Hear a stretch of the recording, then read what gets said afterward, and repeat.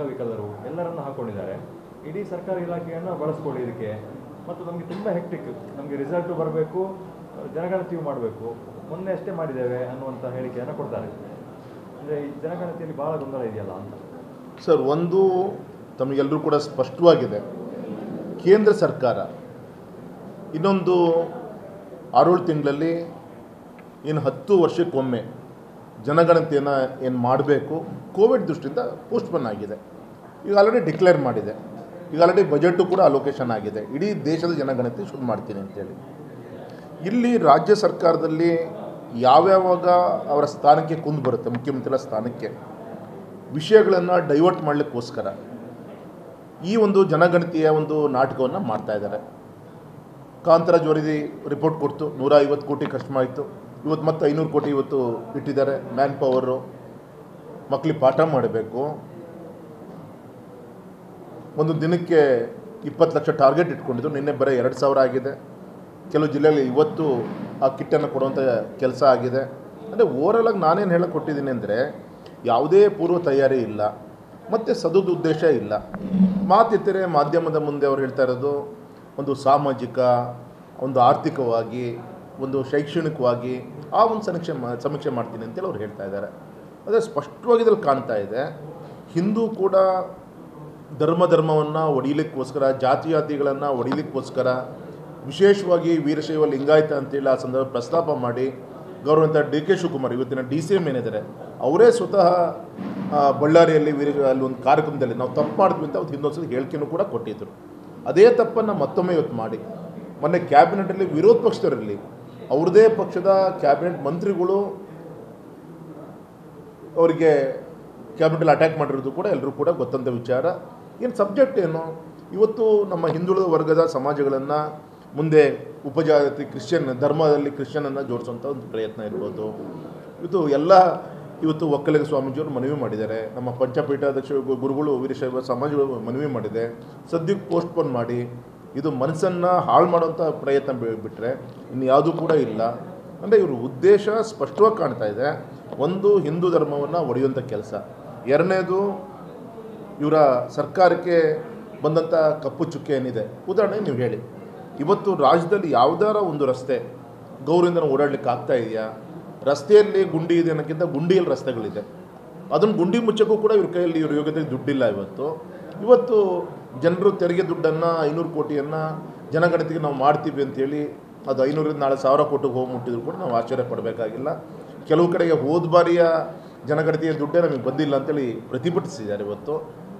ಅಂದರೆ ಸ್ಪಷ್ಟತೆ, ಇವರ ಸರ್ಕಾರದ ಒಂದು ಗೌರವ ಕಮ್ಮಿ ಆದಾಗ ಅದು ಧರ್ಮಸ್ಥಳ ಅಂತ ವಿಚಾರ ಇರ್ಬೋದು, ಅದು ನಮ್ಮ ದಸರಾ ಅಂತೇಳಿ ಒಂದು ವಿಚಾರ ಇರ್ಬೋದು, ಈಗ ಜನಗಣತಿ ಅಂತ ಇರ್ಬೋದು. ಈ ರೀತಿ ಜನರ ಒಂದು ಮನಸ್ಥಿತಿಯನ್ನು ಬೇರೆ ಕಡೆಗೆ ಡೈವರ್ಟ್ ಮಾಡಲಿಕ್ಕೋಸ್ಕರ ಈ ಜನಗಣತಿಯ ನಾಟಕವನ್ನು ಇವತ್ತು ಸರ್ಕಾರ ಮಾಡ್ತಾ ಇದೆ. ಇದು 100ಕ್ಕೆ 100 ಸರ್ಕಾರಕ್ಕೆ ಚೀಮರೆ ಹಾಕುವಂಥ ದಿನಗಳು ತುಂಬ ಹತ್ತಿರ ಇದೆ. ಜನಗಣತಿ ಆದಮೇಲೆ ಅವರ ನಿಜ ಬಣ್ಣ ಏನಂತ ಸ್ಪಷ್ಟ ಗೊತ್ತಾಗುತ್ತೆ. ಯಾರೊಂದು ಮೇಲೆ ತರಬೇಕು, ಯಾರೊಂದು ಕೆಳಗೆ ತರಬೇಕು, ಎಲ್ಲದೂ ಅವ್ರದ್ದು ಈಗ ಆಲ್ರೆಡಿ ಪ್ಲಾನ್ಡ್ ಇದೆ. ಆ ಪ್ಲ್ಯಾನ್ ಪ್ರಕಾರ ಅವತ್ತು ಅವ್ರು ಹೋಗ್ತಾ ಇದ್ದಾರೆ. ಹಾಗಾಗಿ ಇದೆಲ್ಲದೂ ಕೂಡ ಒಂದು ಪ್ರಾಮಾಣಿಕತೆ ಇಲ್ಲ, ಅವಶ್ಯಕತೆಯೂ ಇದ್ದಿದ್ದಿಲ್ಲ. ಇದೆಲ್ಲದೂ ಕೂಡ ಕೇಂದ್ರ ಸರ್ಕಾರ ಅಚ್ಚುಕಟ್ಟಾಗಿ ಮಾಡಲಿಕ್ಕೆ ಎಲ್ಲ ಪೋರ್ಟಲ್ ಎಲ್ಲದೂ ಕೂಡ ರೆಡಿ ಮಾಡ್ಕೊಂಡಿದೆ. ಆ ಪ್ರೋಸೆಸ್ಸು ಕೂಡ ಶುರುವಾಗ್ತಾ ಇದೆ. ಮಾಡುವಂಥ ಅಧಿಕಾರವೂ ಇಲ್ಲ. ಹಾಗಾಗಿ ಹೆಡ್ಲೈನ್ ಮಾತ್ರ ಸಾಮಾಜಿಕ, ಎಜುಕೇಷನ್ನು, ಶೈಕ್ಷಣಿಕ ಅಂಥೇಳಿ ಹೆಡ್ಲೈನ್ ಹಾಕ್ಕೊಂಡು ಜನಗಣತಿ ಮಾಡಿ ಧರ್ಮವನ್ನು ಒಡೆಯುವಂಥ ಮೂಲ ಉದ್ದೇಶ ಬಿಟ್ಟರೆ ಇನ್ಯಾವುದೂ ಕೂಡ ಇದರಲ್ಲಿ ಸತ್ಯಾಸತ್ಯ ಇಲ್ಲ ಅಂತ ನಾನು ಹೇಳಲಿಕ್ಕೆ ಇಚ್ಛೆ. ಧರ್ಮಸ್ಥಳದ ಪ್ರಕರಣ 2 ತಿಂಗಳು ಚರ್ಚೆ ಆಯಿತು. ಆದರೆ ಈಗ ಇವತ್ತು 5 ಗಂಟೆಗೆ ಆತ ಗುರುಡೆ ಚಿನ್ನಯ್ಯ ಬರ್ತಾ ಇದ್ದಾನೆ, ನಂದು ತಪ್ಪಾಯಿತು ಅಂತ ಕೇಳ್ಕೊಳ್ಳೋದಕ್ಕೆ. ಅಂದರೆ ಜಡ್ಜ್ ಮುಂದೆ ಏನು ನಡೀತಾ ಇದೆ ಹಾಗಾದರೆ SIT ಇರುತ್ತೆ ಸರ್? Clear cut sir.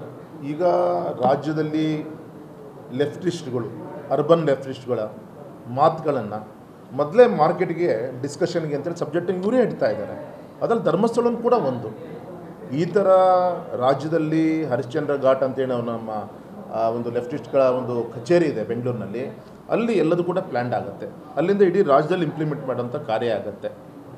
ಇದು ಒಂದೇ ಅಲ್ಲ, ನೀವು ಆಶ್ಚರ್ಯ ಪಡ್ತೀರಿ. ಬರುವಂಥದ್ದಲ್ಲಿ 1, 2, 3, 4 up to next assembly election, next parliament ಎಲೆಕ್ಷನ್ಗಳು ಕೂಡ ಈಗ ಆಲ್ರೆಡಿ ವೆಲ್ ಪ್ಲ್ಯಾಂಡ್ ಆಗಿದೆ. ಮಂತ್ಲಿ ಒಂದೊಂದು ಈ ರೀತಿಯಂಥ ವಿಚಾರಗಳನ್ನು ಜನರ ಮುಂದೆ ಚರ್ಚೆಗಿಟ್ಟು ಈ ಮೊನ್ನೆ ನಮ್ಮ ಗೌರವ ಸಿದ್ದರಾಮಯ್ಯನವರು ನನ್ನ ಹೆಸರಲ್ಲಿ ಸಿದ್ಧ ಮತ್ತು ರಾಮ ಇದ್ದಾನೆ ಅಂತಂದರು. ಹೇಳಿದ್ದೀನಿ ಆ ಪುಣ್ಯಾತ್ಮ ಹಿಂದೂಗಳಲ್ಲಿ ಸಹಿಷ್ಣುತೆ ಇಲ್ಲ ಅಂಥೇಳಿ ಹೇಳೋವಂಥ ಒಂದು ಧೈರ್ಯ ಮಾಡ್ತಾರೆ ಅಂದರೆ ದೇವರು ಒಳ್ಳೇದು ಮಾಡ್ತಾನೆ.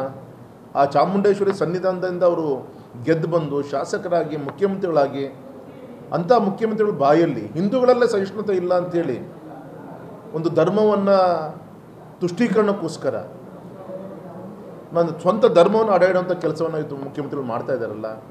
ಹಾಗಾಗಿ ಇದು ಯಾವುದು ಕೂಡ ವಿಶೇಷ ಇಲ್ಲ. ಕಾಂಗ್ರೆಸ್ ಸರ್ಕಾರ ಬಂದಾಗೆಲ್ಲ ಈ ರೀತಿಯಂಥ ನಡವಳಿಕೆಗಳು ಆಗ್ತಾಯಿದೆ. ಮುಂದೆ ನೀವು ಆಶ್ಚರ್ಯ ಪಡೋ ರೀತಿಯಲ್ಲಿ ಈ ರೀತಿ ಅನೇಕ ವಿಚಾರಗಳನ್ನು ಪ್ರಸ್ತಾಪ ಮಾಡಿ ಜನರ ಮಧ್ಯೆ ಗೊಂದಲವನ್ನು ಇಟ್ಟು ಅವರ ಓಟ ರಾಜಕಾರಣಕ್ಕೋಸ್ಕರ ಏನೇನು ಬೇಕೋ ಎಲ್ಲ ರೀತಿಯಂಥ ಒಂದು ಹೀನ ಸ್ಥಿತಿಗೆ ನಮ್ಮ ರಾಜ್ಯವನ್ನು ತೆಗೆದುಕೊಳ್ಳುವಂಥ ಕೆಲಸ ಈ ಕಾಂಗ್ರೆಸ್ ಸರ್ಕಾರ ಮಾಡುತ್ತೆ. ಈ ಪ್ಲ್ಯಾನ್ ಮಾಡಿದ ಪಿತೂರಿ ಮಾಡಿದ ಟೀಮಿಂದ ಯಾವುದೇ ಬಂಧನ ಆಗಿಲ್ಲ ಅಂತೇಳಿ ಸಾರ್ವಜನಿಕರು ಹೇಳ್ತಾ ಇರುವಂಥದ್ದು. ಕೇವಲ ಚಿನ್ನಯ್ಯನನ್ನು ಬಂಧನ ಮಾಡಿದ್ದಾರೆ ಅಂತ. ತುಂಬ ದೊಡ್ಡ ಗ್ಯಾಂಗ್ ಇದೆ ಸರ್ ಇದು. ಒಂದು ಧರ್ಮಸ್ಥಳ ವಿಚಾರದಲ್ಲಿ ಪಾಪ ಅಧಿಕಾರಿಗಳು ಯಾವ ಒತ್ತಡ ಇದೆಯೋ ಗೊತ್ತಿಲ್ಲ. ಪೊಲೀಸ್ ಅಧಿಕಾರಿಗಳಿಗೆ ಎಲ್ಲೋ ಒಂದು ಕಡೆಗೆ ಸರ್ಕಾರಕ್ಕೆ ಹಿನ್ನಡೆ ಆಗಿದೆ ಅಂತ ಅನಿಸ್ತಾ ಇದೆ. ಮತ್ತು ಅದನ್ನು ಇನ್ನೊಂದೇನೋ ತುದಿಗೆ ತೆಗೆದುಕೊಂಡು ಹೋಗುವಂಥ ಒಂದು ಪ್ರಯತ್ನ ಮತ್ತೆ ಮೊನ್ನೆ ಬಂದು ಅಲ್ಲಿ ತನಿಖೆ ಮಾಡುವಂಥ ಪ್ರಯತ್ನಗಳು ಮಾಡಲಿ. ಆದರೆ ಇಡೀ ಸರ್ಕಾರದ ಗಮನ ಪೂರ್ತಿ ಕಳೆದ 2-3 ತಿಂಗಳಿಂದ ಪೂರ್ತಿ ಈ ದಿಕ್ಕಲ್ಲೇ SIT ಮಾಡಿ ಪ್ಲ್ಯಾಂಡ್ ಆಗಿ ಮತ್ತು ಆಶ್ಚರ್ಯ ಅಂದರೆ ಯಾವುದೇ ತನಿಖೆ ಮಾಡಬೇಕಾದಾಗ ಯಾವುದೇ ಒಬ್ಬ ವ್ಯಕ್ತಿ ಒಂದು ಕಂಪ್ಲೇಂಟನ್ನು ಕೊಟ್ಟಾಗ ಫಸ್ಟು ಅವನ ಹಿನ್ನೆಲೆ ಏನು ಅದನ್ನು ಸ್ಟಡಿ ಮಾಡಿ ಆ ಕಂಪ್ಲೇಂಟ್ ಕೊಟ್ಟಂಥ ಯೋಗ್ಯತೆ ಅವನಿಗೆ ಇದೆಯಾ ಅದು ಸ್ಟಡಿ ಮಾಡೋದು ಬಿಟ್ಟು ಇವತ್ತು ನಿನ್ನೆ ಆ ಚಿನ್ನಯ್ಯನ ಧರ್ಮಪತ್ನಿ ನಂಗೆ ಧರ್ಮಸ್ಥಳದ ಮಂಜುನಾಥೇಶ್ವರ ನನಗೆ ಕಾಪಾಡಬೇಕು ಅಂತ ನಿನ್ನೆ ಕೈ ಮುಗಿದು ನಿನ್ನೆ ಕೇಳ್ಕೊತಾಳೆ. ಇವತ್ತು ಆ ಚಿನ್ನಯ್ಯ ಇವತ್ತು ಬರ್ಬೋದು ಅಂತೇಳಿ ಇವತ್ತು ಸುದ್ದಿ ಇದೆ. ಅಂದರೆ ಏನು ನಗ್ಪಟ್ಲಲ್ವ ಇಡೀ ದೇಶ ಇವತ್ತು ನಮ್ಮ ಧರ್ಮಸ್ಥಳದ ಬಗ್ಗೆ ನೋಡ್ತಾ ಇದೆ. ಇದು ವೆಲ್ ಪ್ಲ್ಯಾಂಡ್. ನಮ್ಮ ಧರ್ಮಸ್ಥಳದ ಬಗ್ಗೆ ಅನುಮಾನದ ರೀತಿಯಲ್ಲಿ ಈ ಸಮಾಜ ನೋಡಬೇಕು. ನಮ್ಮ ಅತ್ಯಂತ ಹಿಂದೂಗಳ ಒಂದು ಶ್ರದ್ಧಾ ಕೇಂದ್ರ ಅದು ಧರ್ಮಸ್ಥಳ ಮಂಜುನಾಥೇಶ್ವರ ಸನ್ನಿಧಿ. ಆ ಒಂದು ಕೇಂದ್ರಕ್ಕೆ ಕಳಂಕ ತರಲಿಕ್ಕೆ ಏನೇನು ಬೇಕು ಎಲ್ಲ ರೀತಿಯಂತ ಮತ್ತು ಏನೇನು ಮಾಡಿದ್ರು. ಕೇರಳ ಅಸೆಂಬ್ಲಿ ರೆಸಲ್ಯೂಷನ್ ಪಾಸ್ ಮಾಡ್ತಾರೆ. ಯಾರೋ ಒಬ್ಬ ಕೇರಳದ ಮಂತ್ರಿ ಹೋಗಿ ಡೆಲ್ಲಿಲಿ ಪ್ರೆಸ್ ಮೀಟ್ ಮಾಡ್ತಾರೆ. ಇನ್ಕ್ಲೂಡಿಂಗ್ ಪಾಕಿಸ್ತಾನದಿಂದ ಹಿಡಿದು ಎಲ್ಲ ಮೀಡಿಯಾದಲ್ಲೂ ಕೂಡ ನಮ್ಮ ಹಿಂದೂ ಇದೆ ನಮ್ಮ ಧರ್ಮಸ್ಥಳದ ಬಗ್ಗೆ ಹಗುರವಾಗಿ ಸ್ಕ್ರೋಲಿಂಗ್ ಆಗುತ್ತೆ. ಇಷ್ಟೊಂದು ವೈರಲ್ ಆಗಿ ನಾನು ಗೌರವಂತ ಹೆಗಡೆಜಿಯವರ ಜೊತೆಗೆ ಮೊನ್ನೆ ಪ್ರಧಾನಮಂತ್ರಿಗಳ ಒಂದು ಕಾರ್ಯಕ್ರಮದಲ್ಲಿ ಒಟ್ಟಿಗೆ ಪಾಲ್ಗೊಳ್ಳುವಂಥ ಅವಕಾಶ ಇತ್ತು. ಎಷ್ಟು ನೊಂದಿದ್ದಾರೆ ವೀರೇಂದ್ರ ಹೆಗಡೆಜಿಯವರು ಅಂದರೆ ವಿಶ್ವಾಸ ಅವ್ರಿಗೆ ಕುಂದಿಲ್ಲ. ಆದರೆ ತುಂಬ ನೊಂದಿದ್ದಾರೆ ಪಾಪ.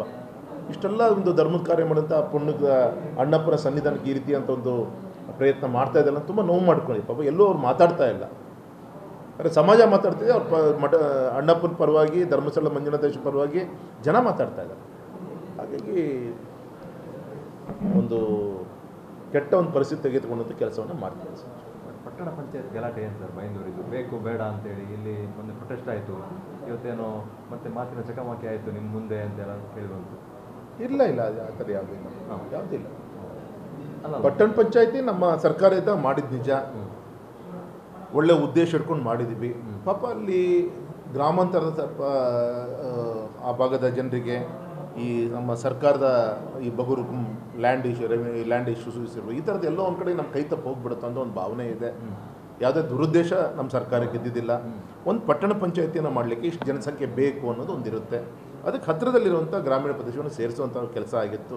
ಇವತ್ತು ಬೇಡ ಅಂತ ಹೇಳ್ತಾ ಇದ್ದಾರೆ. ನೋಡೋಣ ಮಾಡ್ತಾ ತುಂಬ ಸಂತೋಷ. ಅದರಲ್ಲಿ ನಾನು ಕೂಡ ಅವ್ರ ಜೊತೆಗೆ ಕಾಂಗ್ರೆಸ್ಸೇ ಇದಕ್ಕೆ ಬೆಂಬಲ ಕೊಡ್ತಾ ಇದೆ ಅಂತೇಳಿ ಹೇಳ್ತಾರೆ.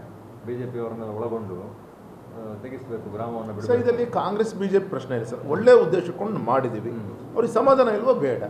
ಸಮಾಧಾನ ಇದೆಯೋ ಒಳ್ಳೆಯದಾಗುತ್ತೆ. ನಮ್ಮ ಉದ್ದೇಶ ಏನಿತ್ತು ಒಂದು ನಗರ ವ್ಯಾಪ್ತಿಗೆ ಬಂದು ಅಂಥ ಒಂದು ಬೈಂದೂರು ತಾಲೂಕಿನಲ್ಲಿ ಒಂದು ತಾಲೂಕು ಕೇಂದ್ರದಲ್ಲಿ ಒಂದು ತಾಲೂಕು ಕೇಂದ್ರನೇ ಇಲ್ಲ. ಒಂದು ಪಟ್ಟಣಕ್ಕೆ ಒಂದು ಅಟ್ಲೀಸ್ಟ್ ಒಂದು ಗ್ರಾಮ ಪಂಚಾಯತ್ ಒಂದಾದರೂ ಕೂಡ ಪಟ್ಟಣ ಕೇಂದ್ರ ಇದ್ದರೆ ಒಂದು ಐಡೆಂಟಿಫಿಕೇಷನ್ ನಾಳೆ ಇನ್ ಫ್ಯೂಚರ್ ಡೆವಲಪ್ಮೆಂಟು ಈ ರೀತಿ ಒಂದು ದೂರದೃಷ್ಟಿ ಇಟ್ಕೊಂಡು ಮಾಡಿದ್ದೇ ಹೊರತು ಯಾವುದು ಕೆಟ್ಟದೇನಲ್ಲ.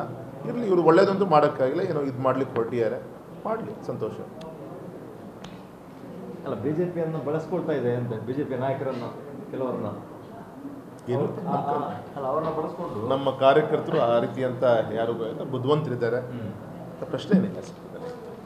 ಕೆಲವು ನಾಯಕರು ತರಿಸ್ಕೊಂಡವ್ರನ್ನ ಏನೋ ಪ್ಲ್ಯಾನ್ ಮಾಡಿ? ಸರ್ ನಮ್ಮಲ್ಲಿ ನಾಯಕರು ಇಲ್ಲ ಸರ್, ಕಾರ್ಯಕರ್ತರು ಇದ್ದಾರೆ. ಎಲ್ಲ ಕಾರ್ಯಕರ್ತರು ನಮ್ಮ ನಾಯಕರಿದ್ದಂಗೆ. ಅವರು ಭವಿಷ್ಯ ಬರೀತಾರೆ. ನನ್ನ ಭವಿಷ್ಯ ಏನು, ಇನ್ನೊಬ್ಬರ ಭವಿಷ್ಯ ಏನು ಬರೆಯುವಂಥ ಅಧಿಕಾರ ನಮ್ಮ ಕಾರ್ಯಕರ್ತರಿಗೆ ನಮ್ಮ ಪಕ್ಷ ಕೊಟ್ಟಿದೆ. ಯಾವ್ಯಾವ ಸಂದರ್ಭದಲ್ಲಿ ಏನು ಬರೀಬೇಕು ಅವರು ಬರೀತಾರೆ sir. Thank you. Deepak Kumar ಶೆಟ್ಟರು ಕಾಂಗ್ರೆಸ್ಗೆ ಹೋಗ್ತಾರೆ ಅಂತ ಚರ್ಚೆ ಇದೆ, ಹೌದಾ ಅದು? ನಾನು ನಿಮ್ಮಲ್ಲೇ ಫಸ್ಟ್ ಇದು ಕೇಳ್ತಾ ಇರೋದು. ಅವರ ಒಂದು ಕಿಂಚಿದ್ದು ಕೂಡ ಅವ್ರ ನಡವಳಿಕೆ ಇರ್ಬೋದು, ಇದು ಈಗಿನವರು ಕೂಡ ಒಂದು ಯಶಸ್ವಿ ತಾಲೂಕು ಅಧ್ಯಕ್ಷರಾಗಿ ಒಳ್ಳೆ ಕೆಲಸ ಮಾಡಿದ್ದಾರೆ. ಅಂಥವ್ರ ಮನಸ್ಸಲ್ಲಿ ಈ ರೀತಿಯಂಥ ವಿಚಾರ ಬರೋದೇ ನನಗೇನು ಅನ್ಸಲ್ಲ ಸರ್. ರೈತ ಸಂಘ ಎಲ್ಲ ಕಟ್ಕೊಂಡು ಕಾಂಗ್ರೆಸ್ನವರು ಅವರಿಗೆ ಬೆಂಬಲ ಮಾಡ್ತಾ ಇದ್ದಾರೆ ಈ ಪಟ್ಟಣ ಪಂಚಾಯತ್ ವಿಚಾರದಲ್ಲಿ. ಇಲ್ಲ, ಸುಳ್ಳು ಸರ್, ಆ ಥರ ಯಾವುದು. Thank you sir.